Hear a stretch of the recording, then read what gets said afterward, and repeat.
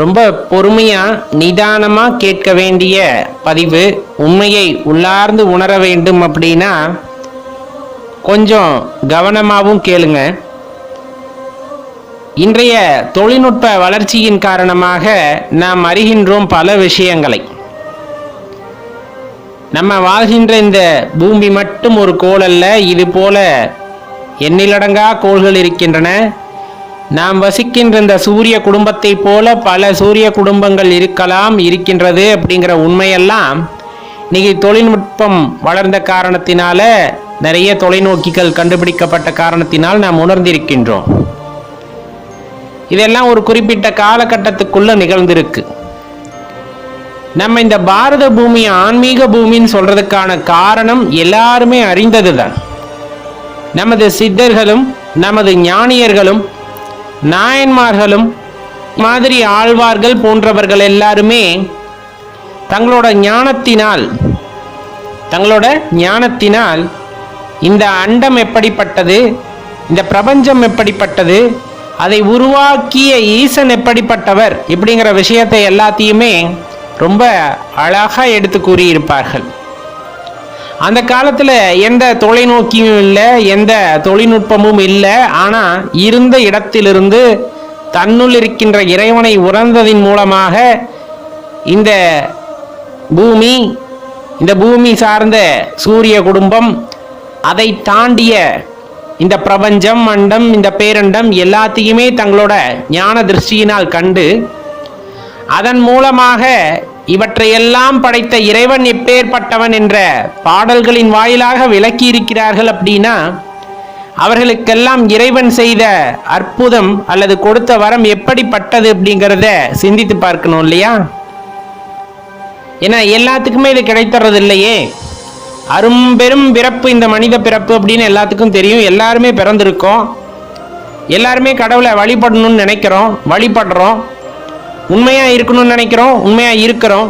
இருந்தாலும் நமக்கெல்லாம் கிடைக்காத அந்த அரும்பெரும் பாக்கியங்கள் அன்று வாழ்ந்த சித்தர்கள், ஞானியர்கள், நாயன்மார்களுக்கெல்லாம் கிடைத்திருந்தது. அப்படின்னா அவர்கள் வைத்திருந்த பக்தி, அவர்களின் அர்ப்பணிப்பு உணர்வு எப்படிப்பட்டதாக இருந்திருக்கும் அப்படிங்கிறத சற்றே எண்ணி பார்க்க வேண்டும். இதற்கு ஆதாரமாக நம் பல நூல்களை குறிப்பிடலாம். நம்ம இப்ப சொன்ன விஷயத்தை சித்தர்களும் ஞானிகளும் எளிதில் மற்றவர்களுக்கு எடுத்து செல்லும் வகையில் நிறைய பாடல்களை எழுதியிருக்கிறார்கள் அப்படின்னு நம்ம சொன்னாலும் சில உதாரணங்களையும் நாம் மேற்கோள் காட்டலாம். உங்களுக்கு நல்லா தெரியும், மாணிக்க வாசக பெருமான் அருளிய, அதுவும் ரொம்ப குறிப்பா சொல்லணும்னா சிவபெருமானே தன்னோட கையால் எழுதிய அந்த திருவாசகத்தில் தில்லையில் அருளிய திருஅண்ட பகுதி அப்படின்ட்டு ஒரு பகுதி இருக்கு இல்லையா? அதுல குறிப்பா குறிப்பிடுவர், அண்ட பகுதியின் உண்டை பிறக்கம் அளப்பெரும் தன்மை வளம்பெரும் காட்சி ஒன்றனுக்கு ஒன்று நின்று எழில் பகரின் 101 கோடியின் மேற்பட விரிந்தன இல் நுழைக்கதிரிந்தொன் அனுப்புரைய சிறியவாக பெரியோன் தெரியின். இது ரொம்ப ஆழமான பாடல். கண்டிப்பா இதோட ஆழம் அப்படிங்கிறது அந்த பாட்டில் உள்ள கருத்து போலவே மாணிக்க வாசக பெருமான் உணர்ந்து அதை இயற்றும் பொழுது குறிப்பிடுகிறார். நம்ம ஆராய்ந்து பார்க்கணும் அப்படின்னா பல்வேறு அண்டங்களை உள்ளடக்கிய இந்த பேரண்டத்தினோட விளக்கம் அதுல ரொம்ப குறிப்பா சொல்லப்படுகிறது. இந்த பேரண்டத்தை நம்மால் அளக்க முடியுமா அப்படின்னா அளக்க முடியல.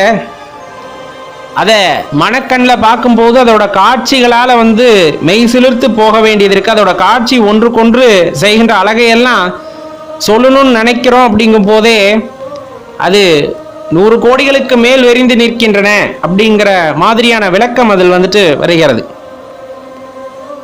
இவ்வளவு பிரம்மாண்டம் ஐயா வர்ணிக்கும் போது அண்டம் பேரண்டம் அது விரிந்து நிற்கிறது. அதை எவ்வாறு சொல்ல முடியும்? அது சொல்வதற்கு வார்த்தைகளே இல்லை. அவ்வளவு அழகாக இருக்கிறது இறைவனின் படைப்பு. இவ்வளவு அழகான இறைவன் படைப்பை நான் மிகைப்படுத்தி கூற வேண்டுமா, அல்லது இதை படைத்த இறைவனை பற்றி நான் பாட வேண்டுமா? அப்பா அவர் எவ்வளவு பெரியவரா இருப்பாரு. இவ்வளவு பெரிய பிரம்மாண்டமான இந்த பிரபஞ்சம், நம்ம சொல்லக்கூடிய பேரண்டம், ஒரு வீட்டுல கூரை இருக்குன்னா அந்த கூரையில ஒரு சின்ன துளை இருக்கும். அந்த சின்ன துளை வழியா சூரிய கதிர் உள்ள வருது. அந்த சூரிய கதிரை விட இதெல்லாம் சின்னதா இருக்கும் அப்படிங்கிற மாதிரியான ஒரு தோற்றத்தை தனது வரிகளின் மூலமாக ஏற்படுத்துகிறார். உண்மைதானுங்களே. இந்த படைப்பை பார்த்து நம்ம பிரமித்து போகின்றோம். ஒரு அருவிக்கு போனோம்னா அந்த அருவியை பார்த்து பிரமிச்சு நிற்கிறோம்.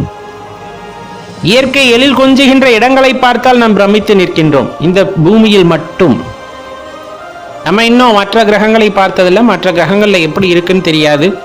அதுலேயும் இந்த சூரிய குடும்பத்தை தாண்டி எந்த சூரிய குடும்பம் இருக்கு, அதுல என்ன வளமை இருக்கு, இது எதுவுமே தெரியாது. இவ்வளவும் பார்த்து பார்த்து செதுக்கியிருக்கின்ற அந்த இறைவன் அப்படிங்கிறவர் எப்படிப்பட்டவராக இருப்பார், நம்ம வழிபடுகின்ற ஈசன் அப்படிங்கிறவர் எப்படிப்பட்டவராக இருப்பார் அப்படின்னு நம்ம யோசிச்சு பார்க்கணும் இல்லையா?